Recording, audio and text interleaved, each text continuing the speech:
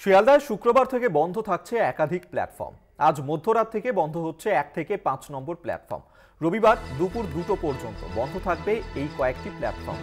স্টেশনের বাকি 16টি প্ল্যাটফর্মে ট্রেন চলাচল স্বাভাবিকই থাকবে। অতিরিক্ত বাস পরিষেবার জন্য রাজ্যকে আর্জি জানালো রেল কর্তৃপক্ষ। আমাদের সঙ্গে এই মুহূর্তে টেলিফোনে রয়েছেন প্রতিনিধি শাশ্বতী রায়। বিস্তারিত জানবো। শাশ্বতী, কি কারণে এই 1 থেকে 5 নম্বর প্ল্যাটফর্ম বন্ধ রাখার সিদ্ধান্ত নেওয়া হয়েছে?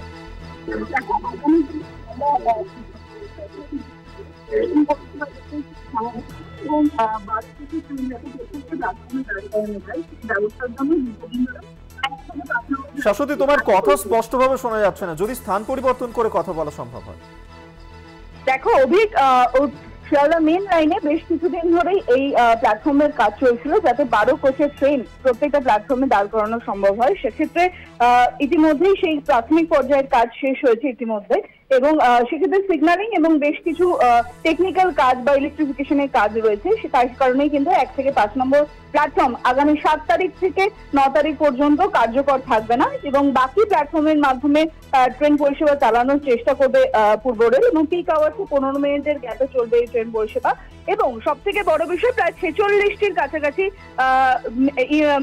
অর্থাৎ লোকাল ট্রেন বাতিল থাকবে এই কদিনের জন্য। অভিক, ধন্যবাদ তোমায়। শাশ্বতী রায় টেলিফোনে ছিলেন প্রতিনিধি।